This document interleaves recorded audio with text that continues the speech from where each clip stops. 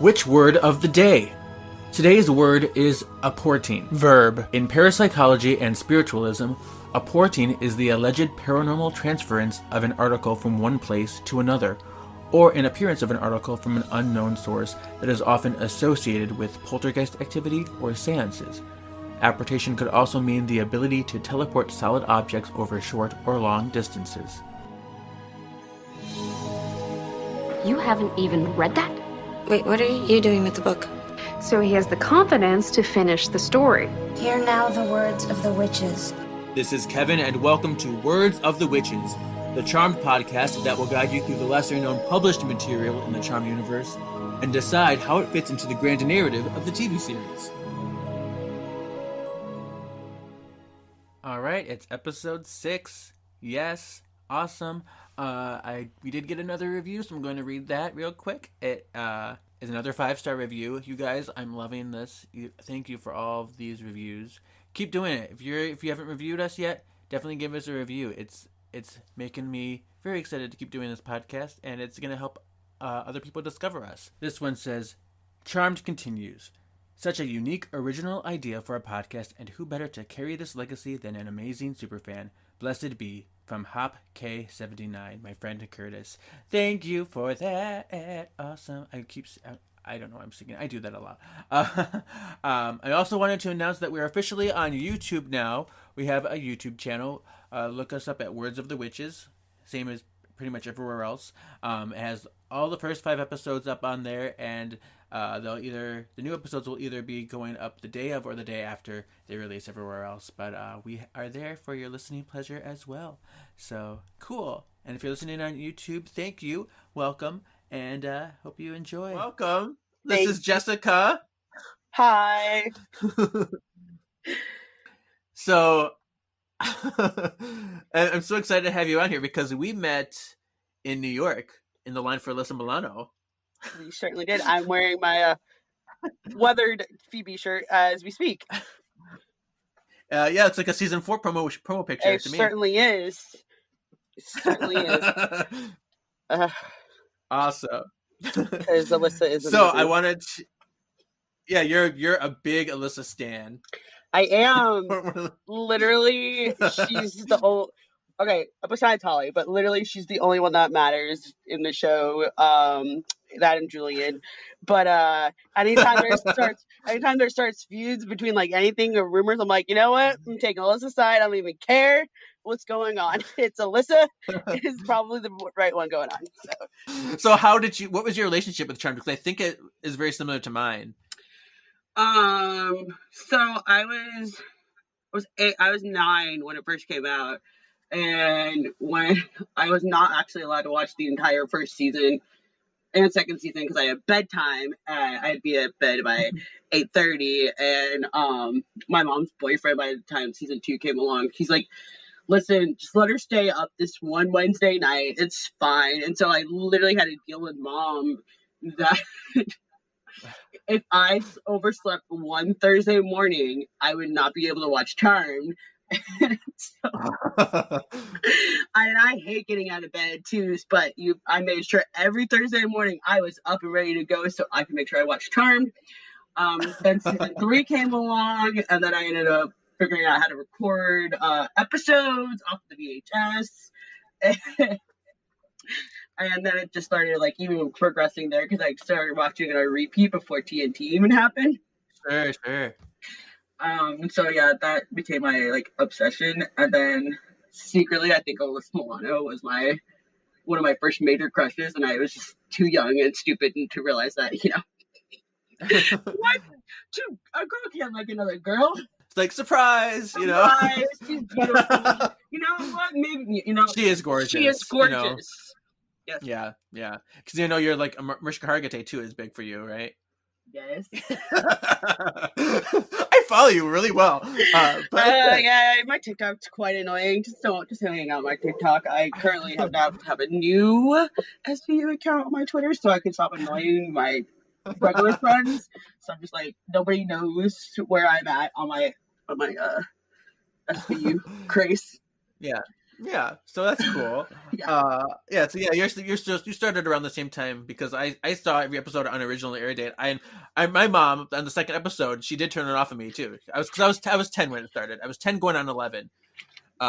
And she's like, "This is too scary for you," and she shut it off. And then she walked away, and she shut it off right at commercial. So when she walked away, I get to turn it back on. But I'm like, My first sex scene was Phoebe Halliwell and Clay, and my mom like shot me out of the room. I'm like, what? What? She's like, get out, get out. I'm like, okay. Okay, so big scary demons is not the big point. It's the rolling around, rolling around in the sheets. That wasn't even really a sex scene. I'm like, okay, mom, but they're just kissing under the covers. God, yeah. Yeah, that was great. I appreciate that. I wanted to talk to you too a little bit about Disney World because I always mention Disney in this podcast at some point. Okay, that's just what I do. So you work at Disney. I do. What exactly is your cast member position right now? Well, what's everything that you've done? Okay, so I originally started at the Disney store, and then when I was 18 years old, when you could start working at the Disney store, then I moved to Florida 5 years later. So at the age of 23, I started working at Florida, and then I did about 4 to 5 years in PAC, which is Parade Audience Control, which that makes me the red vest that used to tell everybody to tell where to go during the parades. And then I moved into the Main Street Bakery, which is Starbucks. Last year, I was over at Big Top Souvenirs making all the candy apples. And now during quarantine and the fact that we can't do anything, I'm over at the Emporium. Okay. Yeah. Well, it's exciting. I mean, I have an annual pass, so I'll be back again. Those are a high commodity. Yeah, especially right now. Right. Disneyland doesn't even have any, and Disney World you can't get new ones. Right. It's tricky, but yeah, I'm back in September, so maybe I'll see you. Go. I booked my free one night stay. I heard about that. September 4th. I don't know where I'm staying at, but for September 4th, that's my night. Okay. Very nice. But that's my night. Speaking of Disney, actually, where I met Alyssa for the very first time was at Disney. Well, she knows this because you met Christine. I don't know if you remember her. She made me tell Alyssa the story because I was like, I don't want her to know the story, but here's the story anyway.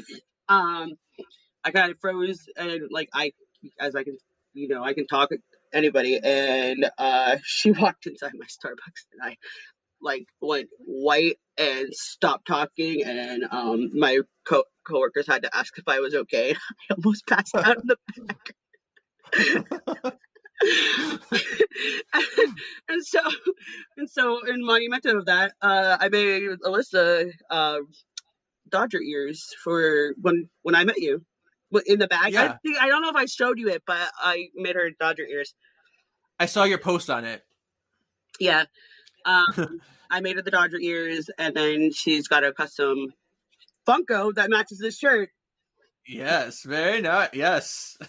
And you gave her angel things because her voice in that Disney movie. Yes, she's reading the chant too. I saw that. And I gave her the pin for the Sebastian pin that says the human world is a mess. I don't know if she I have that shirt. I don't know if she's got that. But the whole you're the inspiration for Ariel, and you have said the world's fucked up a couple times. Sorry, can I swear on this show? Yeah. Sorry. Oh yeah. Okay. That's fine. I know you've said it a couple of times, and so I'm like, you deserve this pin. So yeah, cool. The Funko I gave her a different time, but you saw all three of those little items, yeah. Yeah. When I met her, I was so excited to talk to her. I forgot to get a picture with her. I talked to her. No, you're not. Are you not paying? This is what happened. I talked to her. I did my spiel and then I left. So I ran back. I'm like, can I get in line again? I totally forgot to get my picture with Alyssa Milano. I need the pictures. Didn't you make her Instagram that night? I know. I did. I was in the I was in the front in that picture. Yeah, and making Alyssa's Instagram is heaven. Yeah, I don't know. I was like, Yeah, there's a girl that just did a TikTok of Alyssa freaking out because Alyssa is one of her posts, and I was like, yeah, that's me. Dude, I hope she does not like listen to this podcast. I doubt it. I mean, Holly's great too. Holly is just as amazing as Alyssa is. I met her 2 years ago. I dressed up as the Yeah. Parmesan. The Pearl Russell. Yes. P. Russell. And I gave Holly and Brian Funkos too. I have a thing, you know, we don't have Charm Funkos till the stars. Anyway, and then I talked to her when we did the first round of Zooms that we did. Oh yeah. And yeah, she remembered me. I'm like, how the remember me? I'm like 2 years ago from some random week. So amazing. All right. Yeah. So the book is called Haunted by Desire. And this is written by Cameron Doki, published October 3rd, 2000, with a reprint December 4th, 2000. The picture is them on, so season 2 promo picture, yep, of them on the green couch chair thing, which, this is a really nice photo of them. I always liked this picture of them. They're all beautiful. And have like we never got a season 3 promo shots. I know, no season 3 promotionals, no season 7 promos, but season 7 I'm okay with. But season 3 we really needed, you know. So yeah, they're on the chair. In the back, there's like this purple background with looks like a bunch of books and library stuff if you look really closely. And then it has the tagline, "Too much knowledge can be deadly." Oh. So when you first picked that book up and you don't read a book by its cover and you pick it up like that, you're like, oh, it's like they're totally going off of the knowledge spell that Phoebe used. Did it? No. Right. Yeah. You know, don't use that smart spell. That's bad. It's dangerous. The back says, "Anger, envy, wrath, and rage hold her tightly like a cage. With bitter tears and lovers' sins, my final revenge at last begins. Phoebe Halliwell thinks taking a college course will add some intellectual excitement to her life, and she is definitely excited when she meets Brett, a gorgeous guy in her class. Too bad he's got a jealous ex-girlfriend, Wendy. When Brett and Phoebe spend time together on a class assignment, Phoebe starts to receive threatening notes. Wendy's the obvious culprit, so why does Phoebe sense that the notes are more from someone else, someone with supernatural powers?" It takes place the week leading up to Halloween, between season 2, episode 4, The Devil's Music, and episode 6, That Old Black Magic. Okay. And then because it's supposed to be like exactly 40 years, so it's like what, 1998? No, this is 58. So it was 59 because they were missing the 50. They kept on missing the 59 yearbook. So this thing must have it wrong because they put 58. But 59 because they kept on missing the 59 yearbook, or at least that's what I was reading when they kept on trying to go through the archives. Everything was about 58, but then 59 was missing. So it was for October of 1999. So that would make sense with season 2 because 2000 was. Oh no! Wait. 59 is the book she had. She did not have 58, so maybe it was 58. Yeah, because Marjorie gives her in chapter 6 the 58 yearbook, I think. Then it's wrong because then that wouldn't be in season 2. Season 2 is 99, 2000. Right. Yeah. Yeah. The date is like a year off. So interesting. Let's just speed off of my synopsis of like, she couldn't find. They had a typo. They couldn't find the 59 yearbook. They had the 58. Yeah. Well, yeah. We'll make it. We'll just change it. We'll change the story to what fit the story it should be. Yeah. All right. I mean, because but it's charm and consistencies anyway. It doesn't really they never really add up. Chapter 1. Yeah. So Phoebe wanted to come and do all these like little weekly gatherings, and ends up telling the girls that she started school and go get sushi. That's chapter 1. Pretty much, yeah. Piper catches Prue playing with flowers and their man troubles, and then Phoebe comes home. She's like, "I'm going to college. Got an A on my paper," and they go to sushi. I mean, sushi's great. Sushi is 100% great. Sure. And then the next morning after that, in chapter 1, we have Prue at Buckland's, and she meets this man named Dylan Thomas. Yeah. Can we we were going individually by characters. Like, can we just talk about how there's a huge letdown on Dylan? Right. Yeah. I mean, Dylan is not something I needed in this book, but Here he is. Oh, the puppers. The puppers are talking. Yeah. So, Prue was at Buckland's. This man named Dylan won an auction for a chair that she was kind of liked. And then he comes up to her to claim his prize, and Prue is kind of smitten with him. And he tells her that he was actually named after this famous poet. And then Prue admits she was taken by the chair, and then Dylan's like, "You can always come and visit visit the chair and come on a date with me, la la la la la." And he invites her to see his band play at this gig he has. Then it goes to Piper at P3, and Dylan comes in because his gig is at P3. he's coming in for a sound check, and then he flirts a little with Piper, and she's smitten with him. So now Prue and Piper are after this guy. And that entire storyline, I'm just like, why? We did this with Piper and Phoebe in the show. Why did we have to repeat this? Why did we have to repeat this storyline with Piper and Prue? And this has happened in multiple books so far too, where they're putting two sisters against a guy. I don't know. I don't get it. This is 2000s for you, and this is what we call tween book literature. Yeah. Absolutely. And now we're reading it as adults, and we're like, wait a second. Why did we like these? Right. You're right. So there we go. Then the chapter 2 starts with Phoebe in class for her new college course, and this is technically before, in the timeline they put in it takes place before she actually starts college, so she's like kind of getting, like, I guess, feelers, maybe like a college credit. Yeah, because she already had college credits before, right, when she left San Francisco, and then she came back, so she's like probably slowly getting back into it. Because I mean, I would too, because college sucks. Right. So before you commit for a full semester and anything, you're just taking a class, pay thousands of dollars. Let's pay like $2,000 for one credit. Yeah.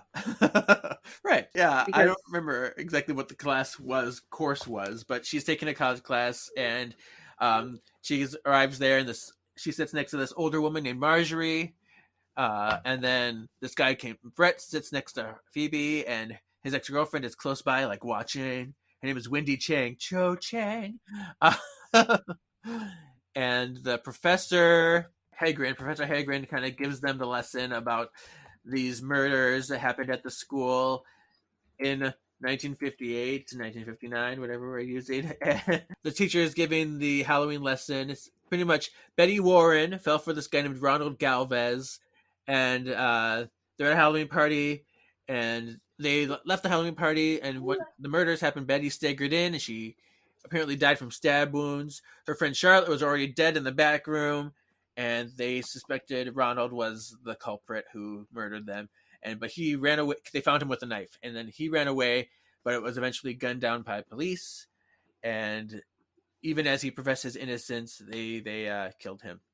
So that was the story of these three ghosts now that apparently died. And that was a pretty interesting part. I was like, okay, great. Let's get started. And then I was like, and Ronald is Dylan. That would have been interesting. But then, so after the professor gives them the lowdown of what happened, Marjorie is looking all like startled and petrified, and Phoebe touches her, and she gets a vision of the 1958 party and hears a scream. So she gets like just a little flash of that night. Professor Hagrid offers extra credit for anybody for doing the project on, looking into this and finding out mystery and rumors of the three ghosts haunting, just because that's what he does. Phoebe volunteers. Yeah. And then once Phoebe volunteers, Brett's like, oh, I'll do it too. And Wendy's like, oh, Brett's in, I'm going to try it again too. But the teacher's like, oh no, 2 people is enough. Like, who does that? Who does this? Oh no, only 2 people. Yeah, I'll give you extra credit, but only a few people can get it. Only 2, not anybody else, just 2 people. Right. And she's like, oh, I guess, Brett and Phoebe, why don't you work together? And so, and Phoebe's not like, she's not angry at Brett, but she's not like thrilled with him at this point. She's like, oh, I guess he's a guy. I guess we can, if he's going to work together, I guess we can do it. Can we just talk about how gay Phoebe sounded in this book? I mean, granted, I make everybody sound gay, but I always thought Prue was going to be the gay sister if we had to make any of them. But Phoebe sounded so gay in this episode, in this book. I mean, we always appreciate the lesbian perspective, so this is great. Okay, I mean, Prue if any of the girls were the lesbian out of the group, it would be Prue. And of course, she sticks with the trope of, like, she got killed off. So, yeah. Brett and Phoebe decide to work together, and then Phoebe goes to her car, which, this is inaccurate because she did not have a car at this point. kept on borrowing Prue and Piper's car. Oh, that's okay. That's how we're going to go with that. Okay, cool. Let's do with that. But on the car, she finds a note that says, on the windshield, that says, "Watch your step." And Phoebe assumes it's the jealous and scorned Wendy. Pretty much the university is going to be decides they're going to have a Halloween party now. They're going to have a 50s themed Halloween party in the exact same place, Thayer Hall, whatever, that the murders took place. Because why not? Because why? Yeah. Because this makes sense. Because if it's fine. This is how we set it up. It's but it's not extra. It's not the extra credit. No, it's just something that they're doing because how convenient. Although I suppose if you're doing a Halloween party, you want to have that creepy vibe. I can understand that. Maybe that and this is like your alma mater, sure, but it is still a little weird to me. Yeah. Phoebe and Brett start to work on their project, and then this is when she does the interview with Dean Williams, which is the dean of the school. She has a little interview with him, and Phoebe notices that he seems to have a crush on Baddie back then, and he is like certain that Ron killed. He's like, Ron's definitely the one that did it. And then Phoebe bumps into Marjorie, who is nervous by the mention of the dean. So I'm like, oh, maybe the dean is bad. I don't know. We move on to Dylan and P3 with Piper, and Dylan is like heavily wooing her. He holds her hand. He's like, oh, Piper, la la la la. And then Piper is called away to answer a phone call. And while she's away, Dylan puts this powder in Piper's coffee. And the narrator is, showing us Dylan's perspective. So we know they tell us he's evil. They tell him tell us his intentions. And so he's like putting a potion in Piper's coffee, and he gets Piper all flustered, and they spill the coffee. And then he blinks to Buckland's. Yeah. He leaves the P3 and then blinks to Buckland's. And then he goes to convince Prue to have a cup of coffee with him. He's like, oh, come have a coffee with me. And she does. And Dylan plans to make the sisters smitten in order to divide the power of 3 and strip them of their powers, and he just needs to get Prue to drink this potion. So they go do that. Also, can we just talk about how out of character this is for Prue? Because she's always the one that's calling out the bad people. Right. Every single episode, and then she's getting wooed by a warlock. Yeah, I was really bothered by Prue in this book in general. There were some moments where they were fine, like sister moments, but for the most part, I'm like, I don't like this. Chapter 4. What is going on in Chapter 4? All right. Chapter 4. Brett and Phoebe are in the library, working together for their little extra credit assignment project. And then Brett, he puts the moves on Phoebe, and he's like, oh, la, la, la, I'm gonna touch you, your hair or whatever. And she like moves the chair and like crashes on his foot. And she's like, oh, did I do that? That hurt? I mean, that's a good Phoebe move. It really is. I love that part. And then Brett hasn't done anything. But she's like, what's your research? And he's like, I didn't do anything yet. And then Phoebe is like pissed at him. She's like, I've done all this and you can't even do anything. Because really his intentions were just to flirt with Phoebe. That's all he wanted. So then he left like, fine. When the coast is clear, Phoebe decides to perform a spell to summon a ghost. And this is where it gets very Charlene in the library. Yeah. So she performs a spell to summon a ghost, and she thinks that nothing happened, like didn't really work. But then she hears like crying coming from the corner of the room, and then she goes to find it, and nothing was there. She goes to the other place. She's pretty much walking all over this library looking for this crying. And then she's like, I hears it everywhere. Then she's the figure of a woman kind of like flashes in and out in front of her, and then a deep moan goes, beware, and all of a sudden Phoebe is like frozen in place. She can't move a muscle. She's like stuck, and these books start flying at her, and then the whole bookcase starts to like tilt, and it's gonna like fall on top of her. And then just as Phoebe was going to be crushed by the bookshelf, a force pushes her out of the way, and so she's free. So she's like, she leaves the library erratic, feeling stupid for doing that spell on her own, and she goes to her car again, and then she sees this flash of light, and a girl in a pink party dress covered in blood stands in front of the car. So she like brakes, she runs out of the car, she checks the front, nobody's there anymore, so she goes home. And watch TV. But she goes home. Before she gets there, Prue is home in the manor. And she is like so excited about her day. She's waiting for her sisters to come home because she's so excited to tell them about her new love man named Dylan. And she's like, oh, they need to get here so I can tell them and spill. And then Piper and Phoebe come in and they're like, we have news too. So Prue goes, I'm the oldest, so I'll go first. I'm in love. And Piper goes, oh, I'm in love too. And then like, wait, this is the same guy? And then they fight. And this is when the whole bickering starts to come into play. And I get so annoyed. Maybe Phoebe gets annoyed and she's just like, hey, how about important things? Yep. Phoebe's like, you guys. And she's like, is it my turn? Can you talk about what I have to tell you? Yeah, she breaks it up and she tells them her ghost news. And they decide to try a spell to protect Phoebe. But on the way to the attic, Prue and Piper are still bickering. And Prue feels like, she's like, I feel like Dylan is with me as I climb these steps. He's approving of me, like defending myself. And but then she also senses like this laughter. It's so weird. So Phoebe decides she can't take any more of their bickering, so she decides to go to the study hall at the campus. And Brett appears there. He's like, oh, I didn't expect to see you here. And he also is very demeaning to Wendy. Right. Which I don't like the way they wrote the Wendy character anyway. I'm like, so like, are we seeing it through his perspective, and Phoebe it's just being projected to Phoebe, or is this really how this person is? Right. I'm just like, Yeah, Phoebe tells him that because she doesn't want anything to do with him. She's like, I'm seeing someone, so you can't, whatever. He's like, oh, I don't care. I bet I can make you forget about that guy you're seeing. And then, so can we talk about who she's seeing and how Dan is not even in this picture? So like, Dan is not in the picture, and Dan should be in this picture, but Phoebe's seeing somebody. Right. Yeah, because like Piper's all going over crazy with this Dylan person, but she's still, first of all, she still has feelings for Leo at this point, but she's also starting a thing with Dan. So like, there's too many guys rolling around in this Piper universe right now. And then in the show, Phoebe has nobody because she's trying to focus on herself. But she's seeing somebody. Yeah. This is why these are not actually canon. Are they considered canon? Well, I don't think they're. No, they're not. But when Phoebe said she was seeing anybody, she was lying. She was just trying to get her to back off. Yeah. So Phoebe isn't really seeing anybody, but she's just lying to him so that he's like, yeah, maybe that will get him away. Get off my back. Yeah, but he's still being a weirdo. And he's like, yeah, you don't have to pretend to resist. Girl's like a guy who takes control. Wendy certainly did. Like, ew. Oh yeah. Yeah, it's not very comfortable. Yeah. So it's not very comfortable guy hitting on Phoebe.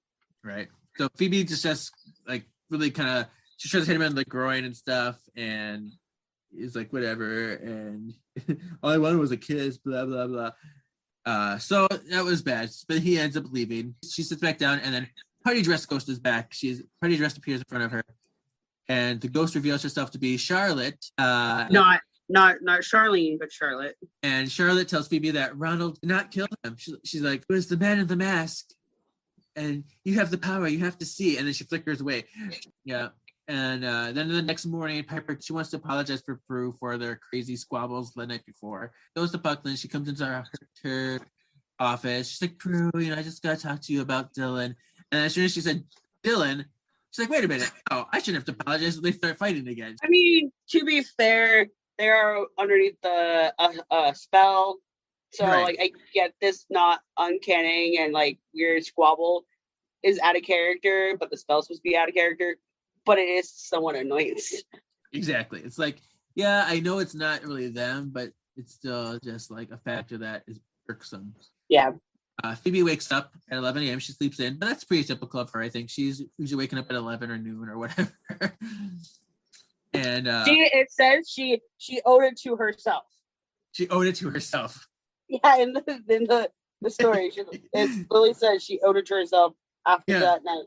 Oh, I mean, that ghost is, it's really eating up her energy for sure. I mean, fair, right, totally. And while she's doing that, she sees Ghost Charlotte sitting at the kitchen table. Charlotte asks Phoebe if she saw what happened yet.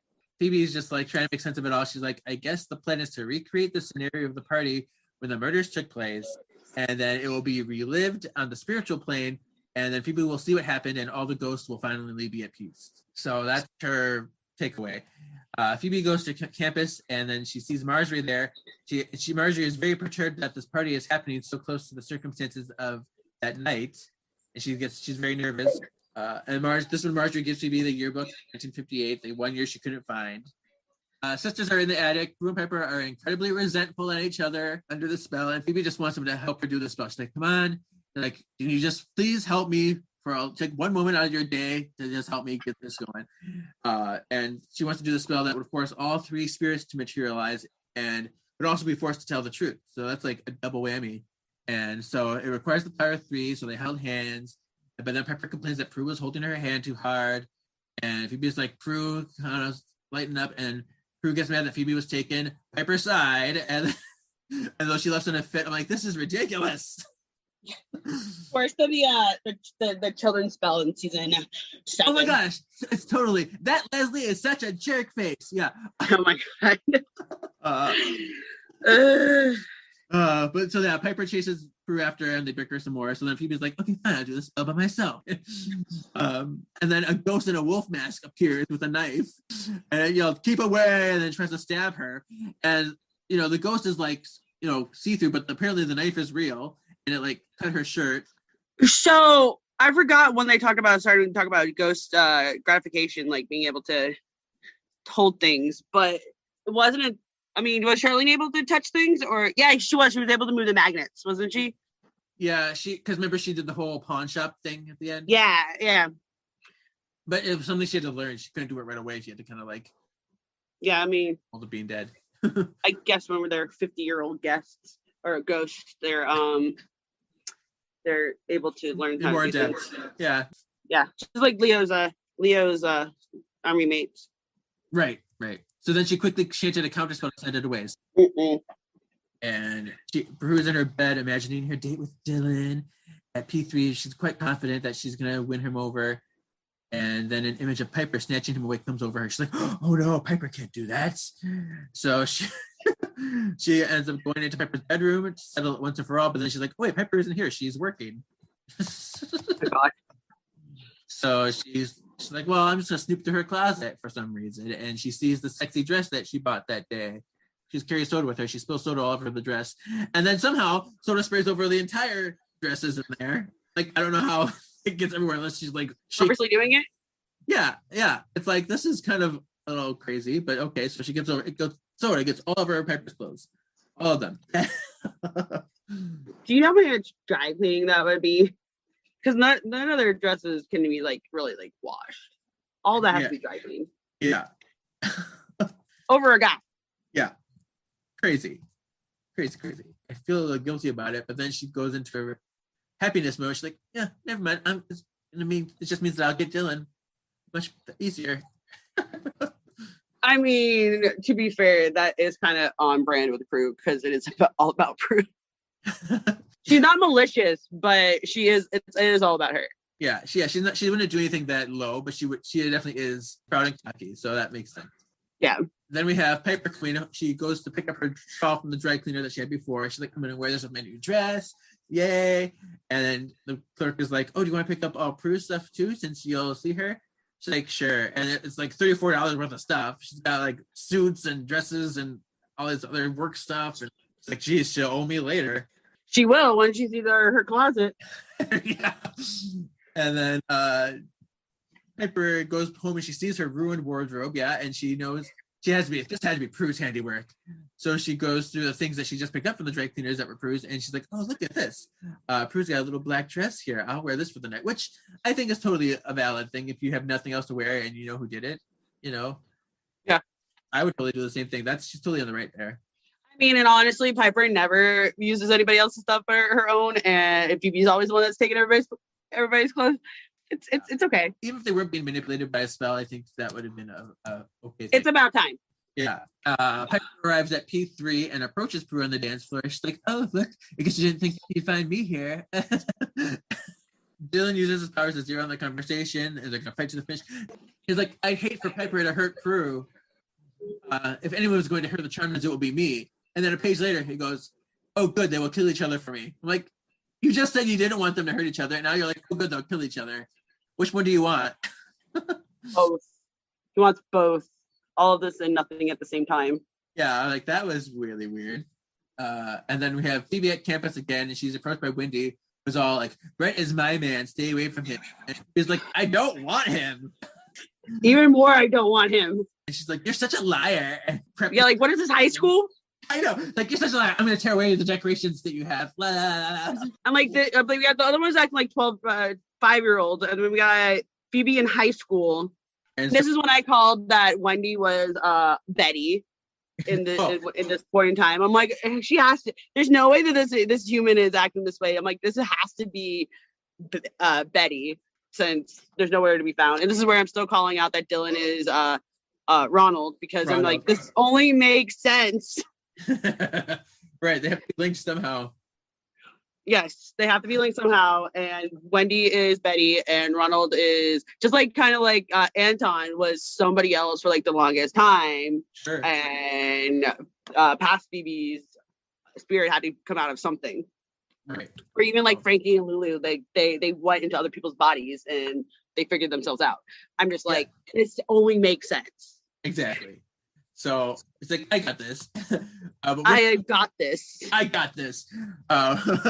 Wendy is escorted out, and Marjorie comes back. She pleads with Phoebe to cancel the party.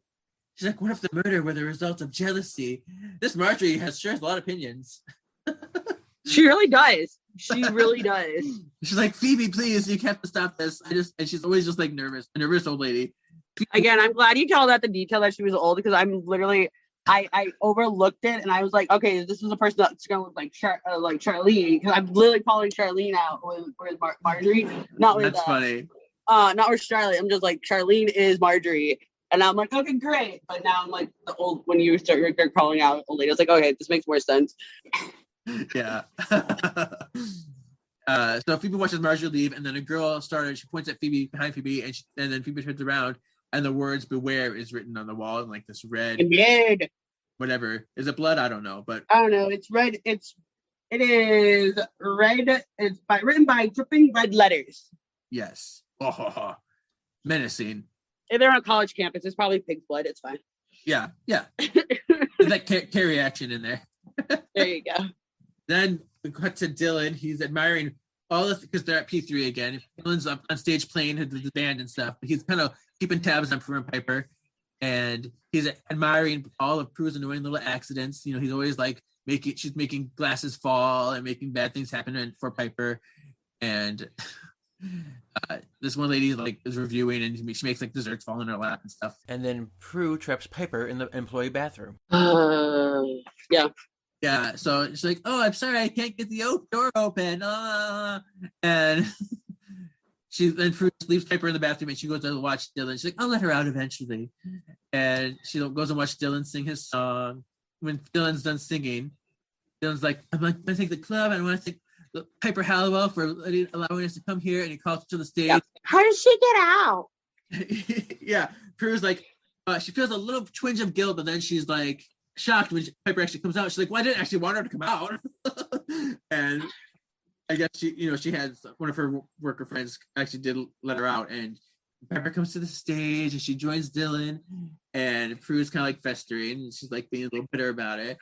This is still so torturous. I know. And then she's like, Dylan, they start walking on the stage, and she's like, hey, Dylan, maybe you should go somewhere special, someplace romantic after this long night you had. This must have been exhausting for you. And Dylan's like, yes, that's a good idea. Piper, would you like to come with me? Yeah, let's go to my hotel room when I live in San Francisco. That's cool. Piper and Dylan go to his hotel room, and at the hotel, Piper's like, I have to go to the bathroom and make sure, because I guess like a hair went out of place, so she wants to make sure it looks perfect. And she goes to the bathroom and she looks in the mirror and she sees her expression is like mean and cold.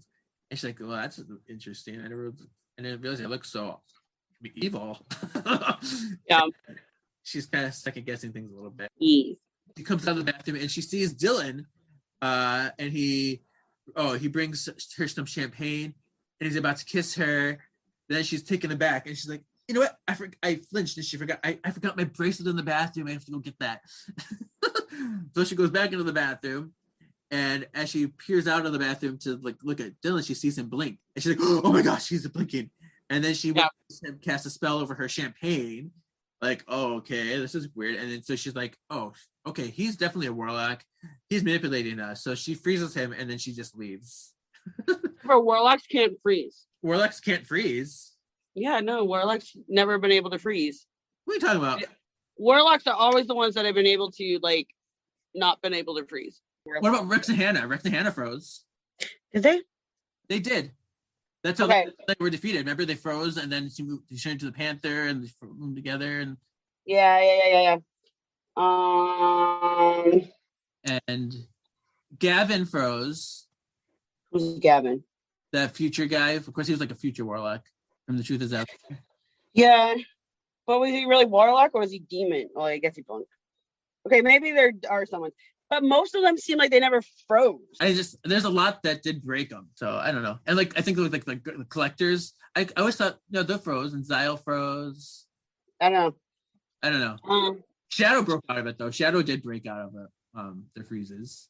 Yeah. But yeah, it's just weird. I think it's just so random. But like demons, 90% of the demons, unless they were like completely upper level, all froze. But it was the warlocks that were basically the ones that were going to give you the chance of like not freezing. Yeah, it's interesting that they at least can be frozen temporarily. They break out of it. Okay. Anyway, yeah. So Dylan froze, and Piper goes running home. That's when Phoebe was watching her TV, and then she felt a chill, and then the wolf mask goes with the knife again behind the couch, and he attacks her again. He's like, "I warned you, but you didn't listen." And she's like, "Ah!" And she like runs. She tries to run out the door, and as she runs out the door, Piper walks in, and she's like, "Ah!" And she freezes the ghost, which she can't freeze ghosts. She can't freeze ghosts, can't freeze warlocks, but she froze both of them. And they say it's a spell to banish the ghost from the manor, which you can't banish a ghost in corporeal form, but sure. Yeah. And then disappears, and the knife falls to the floor. Phoebe touches it, she gets a vision, but instead of being an onlooker this time, she's like actually part of the scene. And then she sees Benny and Ronald in love, and she's like, they go, "Let's get out of here." And then a determined Charlotte, I was gonna say Charlene, a determined Charlotte follows. And then she sees a flash. Betty comes back, stabbed, yelling, "Save Charlotte!" And then Ronald with the bloody knife. And so she does like little flashes of things that night, which most of it we already kind of knew. It's just like more of like the little details. Yeah. And then the next day, Piper tries to convince Prue that Dylan is a warlock, and she refuses to believe it. Phoebe also plans on having both of her sisters come to the Halloween party as backup, but Prue is adamant about her Dylan date. She's like, "No, Dylan's not a warlock, and we're gonna have a good time. I'm not gonna go to your stupid Halloween party." I'm like, geez, you're really in the spell. Yep. Piper and Phoebe attempt to spell to annul Dylan's hold over Prue, but then Prue interrupts and she's like, "You're actually trying to use your powers against me?" And she flings them into the attic. Now, question: do you think the book should have split and like they did in Power Outage? So they were not all fighting against each other. I think, and the fact that they were underneath the spell, I don't think that they're going to use it against. But granted, they were underneath the spell for the anger with Andress. Right, so technically, Piper and Phoebe didn't use their powers against Prue. They were just using a spell on her, which I don't think is quite the same thing. No, because they were trying to stop the spell from happening. Right. Like Prue definitely used her powers on them, but I think for them they have to alternate each other on each other. I mean, if we're going to use that logic, then they should have lost their Phoebe should have lost her powers when she got possessed by the Woogie. Right.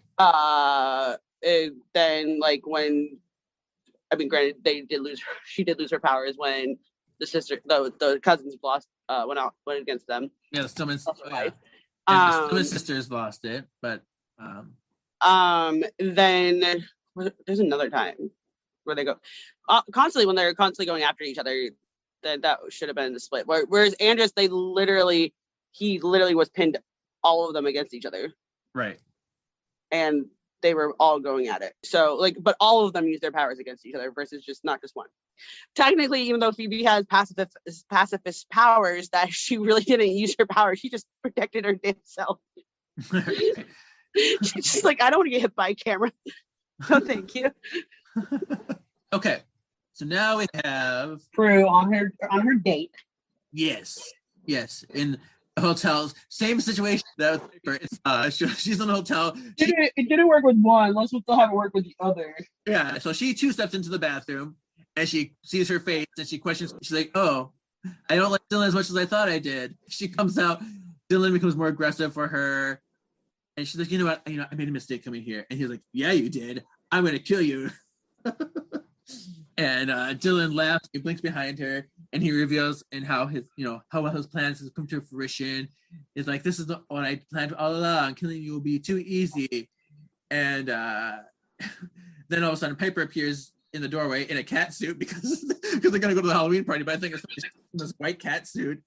I think she's wearing like season 8 cat suit. Okay, yeah, season 8 cat suit. Where she's like just got the little nose on and the ears. Yeah, she's not like in a full furry costume. No, Piper's not a furry at all. No, none of them are furries. None of them have a furry personality. No. But Cole tried furry, and that did not work either with this little angel outfit. Yeah. No, none of them could be a furry. No. Okay, no furries in this charm. But Phoebe did say she wore a penguin costume and handed out balloons. So I mean, I guess was that like a little penguin outfit, like a pajama, or did she actually have a mascot outfit? Yeah, but maybe we'll never know. I mean, I could see. No, I can't see 14-year-old Phoebe like handing out balloons. I could, but she was also a rebellious child that I don't want to see her in a penguin costume. But like the opposite of what she's doing to have a job. Right. So we finally got the same stuff happening with Prue to Piper, and Piper is the one that came in helping out with her little cat suit on, and Phoebe. Phoebe was there too. Yeah, she was there. Yeah, Phoebe and Piper were there, and but then Dylan's like, "Oh," and he hurls lightning at Piper because he was like, "No one's gonna protect you, least of all Piper." And then Piper shows up with Phoebe and is like, "Oh," so he hurls lightning at Piper and she freezes it, and him, and then Prue joins her sister. She deflects the lightning back at Dylan, and he's vanquished. So anticlimactic too. I'm like, great. Okay, so again, back to do me saying that Phoebe sounded really gay in this book. Before I realized that Margarine was an old lady, I thought she was like, I am Margarine. But hey, but she did say so next time I talk to you guys, that was Mr. Right, huh? Phoebe chimed in, next time you guys diss my choice of men, I'm definitely going to remember this. Like, she was basically telling off with men. I was like, okay, that's funny. Thank you, Phoebe. Thank you, Phoebe, for those comments. And of course, all of her crap against Brett. Now to the party. Yeah, they say the stories, and then they go to the Halloween party, but Phoebe realizes that both her and Brett have inadvertently dressed in the same kind of costumes that Baddie and Ronald were in that night. She's in a fairy princess, and he's in a pirate. It's like, oh, how interesting is that?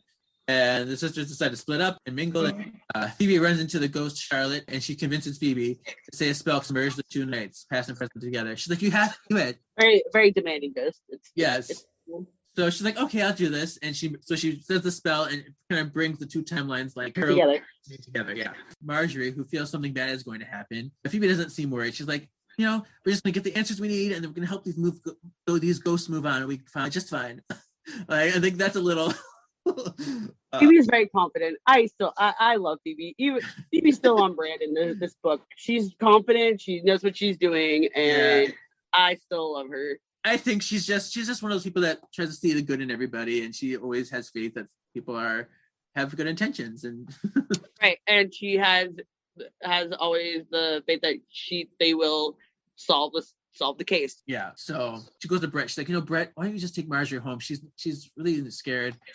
So she can just go home and it'll be fine. But instead he pulls her close and says, "They're playing our song." And yeah. Oh, great. I've been casting the role of Baddie. Okay. Yeah. Yeah. She managed to finally pry herself out of his arms. Yeah. Oh, we're in the last chapter. Oh, we're almost at the end. Yes. We're on 168 right now. Yes. So after Earth Angel is over, Phoebe pressed for Brady. I wrote Brady. But she pressed for Brett to take Marjorie home again, and he's like, "Fine, I'll take her home. Let's get out of here." Which was exactly the same words that Ronald said. She's like, "Ooh," and Brett takes Phoebe to the back room to find his coat, and they're shuffling in all the coats, and Phoebe shuts the door, and she blocks it with the metal chair. She's like, "Fine, I'll come in here, but no one else is gonna come in here." But then all of a sudden the chair vibrates and the door flies open anyway. Brett, and he gets knocked unconscious. And then on the other side is Charlotte with a knife. So great, we got Charlotte, the ghost, as the murderer. She's like, "Betty Warren, I've waited for a chance to kill you again for so long. Why did you have to go after the only boy I ever loved?" So now we kind of get context that, she was jealous. And I mean, I get, so like, after that's going on, I'm like, okay, so they're basically tying in the Prue and Piper stuff to the story that's going on to make it some kind of like they go inside with each other. But I don't like the fact that they went two completely different opposite ways to go with each other versus just like, hey, let's put it all together and have it in one big story like they do in like the episodes. Right. So Charlotte reveals that she needed Phoebe so that she could feel her. I don't understand. She just really wanted to kill Betty again. She was so angry that she wanted the chance to kill Betty again. That's what this was all about. Right? I'm like, she's already dead, so why do you need to kill her again? Yeah. Maybe it's because of what we learned later. Yeah, I mean, we're already in the last chapter. Yeah. So she's like, "I need to get my revenge on Betty, so I wanted you to bring this happen, and so I can get a chance to kill her again." And she's like, "What about who was the man in the wolf mask?" She's like, "Oh, that was Ronald. Because he wore a mask very briefly before he changed into the pirate." I'm like, "Oh, okay. So it was so the whole wolf thing was just Ronald trying to warn me." Okay, and so that was not a very good way to try warning me, but sure. Yeah. So she goes to stab Phoebe when Prue and Piper appear. She's like, "You are not getting our sister." Prue flings the knife away from the ghost, and then Charlotte starts to try to attack Phoebe with her hands. She's like, "Well, I'm gonna strangle you then." But then a familiar voice stops her. She goes, "Charlotte!" And Marjorie appears in front of Charlotte, and the ghost recognizes her as Betty. Marjorie explains, I'm like, gasp! Oh my gosh! And Marjorie explains how she was never actually killed. She had severe wounds, and she was rushed to the hospital, and she recovered. And then her family, because her family was like in the police force, they had her identity hidden, and she lived out her days, as this new person. Witness protection program. Yeah, so I guess maybe that's why Charlotte was still had like all these emotions, because she actually really never got Betty like she wanted. So why she never got to rest? Yeah, she was just so full of rage. She just wanted to kill somebody. She's like, I got away with murder all these, whatever. But then, because what happened is like Charlotte was just with Betty, so she stabbed Betty. Then she and Ronald struggle for the knife. She stabs herself and then hands Ronald the knife. She's like, "You're gonna die for this." It was like this whole master plan, which I don't know if it was like ever planned that way, but she must have thought of all the different possibilities. Yeah, was Ronald died? Yeah, right. Yeah, because okay, yeah, she kind of framed him in a way, and he ran away. But then the police like shot him down. Yeah. So sad. Yeah, and then the sisters say it's about to banish Charlotte, and she exploded in sparks, which, according to lore, you can't do. But it wasn't the normal ghost spell either. No. Do you know how many ghost spells that they have? And like they literally in the first season, like, oh yeah, there's only one thing you can do. But like then they find out all these new ones. I'm like, oh, this is in the book as well. I'm like, that is not the only one. And in other books, I forgive them because a lot of the episodes haven't happened yet. But this is season 1 happened, and they had the power of 2 with that ghost spell in there already. So they should have known better. Or the burning of the ashes. I'm like, Yeah. But now Ronald's ghost appears now before Marjorie. And they have a beautiful lost love moment. And Marjorie's like, "I'm sorry I ever doubted you." And Ronald apologizes to Phoebe for trying to scare her. And he admits that he was the one who saved her in the library, that push. And he's grateful that he can be at peace now. So thank you. And so he has his final goodbyes with Betty. He's like, "I've always loved you.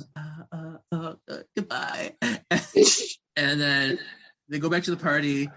And Phoebe overhears a student talk about the true events of the murders. So apparently the relived events rewrote the past type of thing. Yeah. And so then the sisters leave the party and they go for sushi. Sushi is good. And I'm glad they had their sushi. Yes. So that's the end. Final thoughts. I can see why I kind of enjoyed it as a kid. I unfortunately this book does not live up to the TV show. Like I like the Phoebe stuff. I like the fact that Phoebe was doing all the spunky stuff that she was doing like she normally does. The fact that they wasted all these lines on Prue and Piper fighting over a guy, and they both always have like the opposite kind of type going on. It's just like it was getting a little out of hand. Yeah. So what was your thoughts? I wrote here, like, I really hate the two sisters fighting over a man trope, because it's, it's happened in the show, but it's also happened in the books already. So I'm like, this is only the 6th book. It's like, it's getting old. And then it's funny though. It's like when I read this in my youth, I remember crying at the ending. And because I when I was younger, I always had a strong intrigue in like ghostly matters and like the emotions associated with loss. So this book moved me a lot as a kid. I think I even called it my favorite for a while, but only because of that ending. Because when I read it as an adult, I'm like, I do think the Phoebe story is still effective, but I think it was definitely bogged down by that Dylan nonsense. Absolutely. Like, I still think that they literally could have made Dylan into Dylan into Ronald. and made it so much better of a plot, so it could actually be coincide with each other versus just we're going, oh well, they learned their lesson. It's the same exact lesson of what they're learning too, and like versus like having two totally different storylines versus just like all having it going together like they do in the show. Like there'll be times where like literally opposite things are happening and then it all meets up at like in the last 15 minutes and like, oh yeah, okay, so this is why this is going on.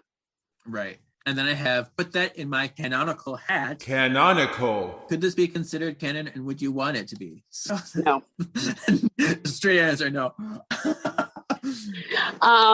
No, because I feel like this is a blender full of Smart Spell, the end of Smart Spell, Part of My Past, and Exit Libris, like thrown into a blender. Like they literally put the juices of all of that into one. Mm-hmm. It's funny because like this is what I wrote in my notes. I feel like the overall narrative could totally be canon if this happened later in season 2 after Phoebe officially started college.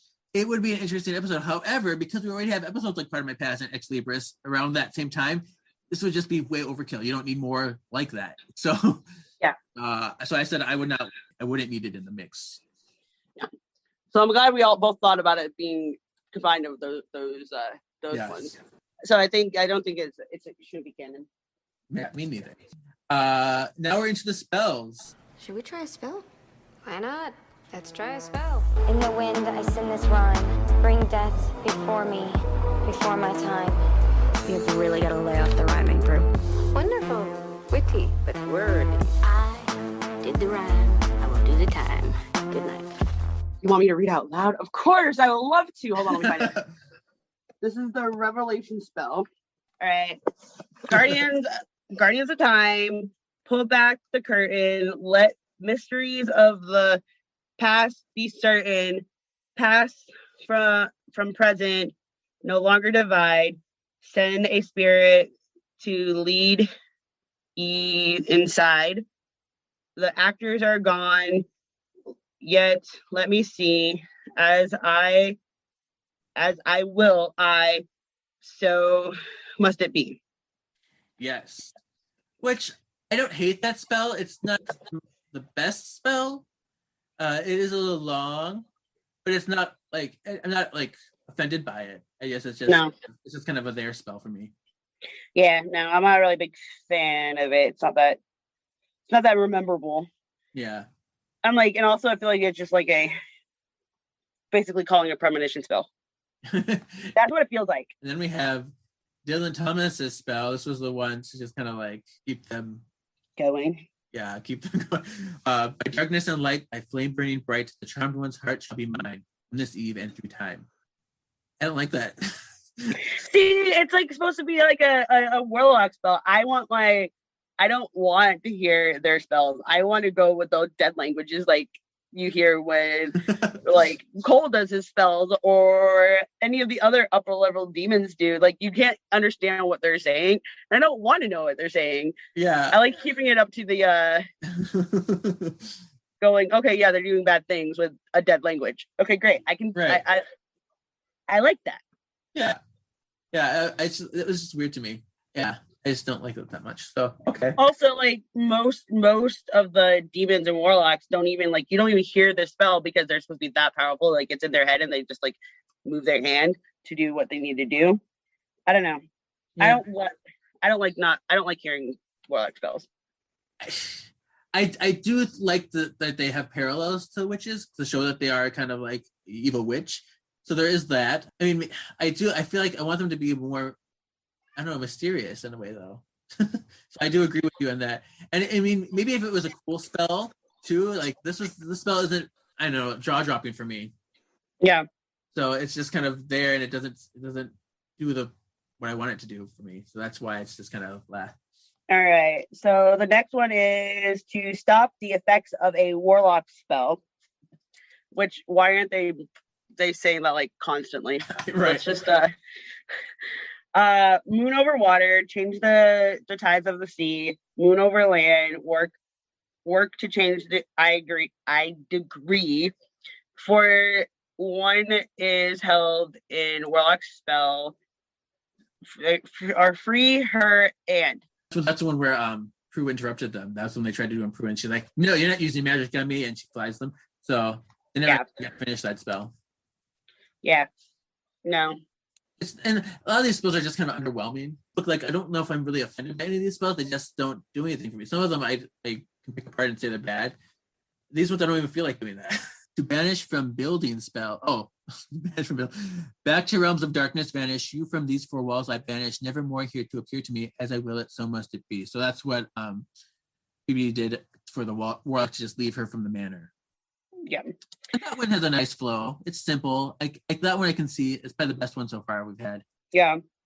To the altar spell, current of time and all that conceal, open in the past, and secret revealed, pass into present, show yourself to me, as I will it must so must it be. I mean, that one's got a better flow than like the first one. It sounds very similar to the truth spell. It does. You know, like for those who want the truth revealed, open hearts and secrets and sealed. Like that sounds so much. But yeah, I do like that one. But it definitely got a better flow to it. But I mean, if that's supposed to be the grand old spell that it does everything for the book, that I mean, I guess that's good. That this is the better of all the spells. Sure. And then we have best Baddie ranking. We have 8. Gabrielle was pretty interesting. If I do recall, I think I enjoyed her. All right. I'm gonna go with she's number 1 because I remember her, and then Jeremy because obviously Jeremy is the one that started it all. Yeah. Right now, I still have Foulcroft as my number 1, and he was really powerful and kind of like scary. And then I put Gabrielle as number 2, the voodoo chick, and then who did I have? Justin Morgan is 3. Lascaris is 4. I guess Charlotte as 5 because she's just like creepy and I don't like her. And then Jeremy is 6.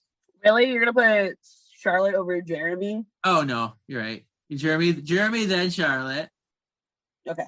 5 and 6, and then Hugh Montgomery, and then Dylan as my least. Dylan's probably gonna be your like least favorite one out of all of them. Yeah, Dylan is the bottom for me. As of right now, and I guarantee you, out of all those books, that he's gonna be probably low. Yeah. Yeah. All right. Well, I have a game. You want to play a game? What is this, some kind of game? Grimoire Games! Some people think this is entertainment. Okay, great. I'm going to name an episode, and you have to tell me which ghost was in the episode. Are you ready? Okay. Necromancy in the Stone. Necromancer in this town. The necromancer. Yeah. A page from the past.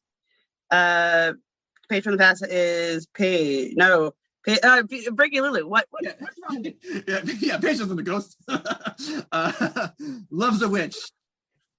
Loves a Witch. That is. There's no ghost in there. Wait, maybe that's not. No, that's Loves Hurts. Loves a Witch. That's season 6. Want to skip it? Yeah. Bewitched. Bewitched. Free-witched. Three-witched. Pre-witched. What? Pre-witched. Season 3, episode 17.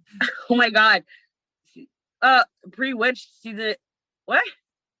Wow. Wait. There's no ghosts in there because pre-witched has to deal with Grams. There's no ghost. Oh wait. No. Shadow's owner. Yes. That's the one.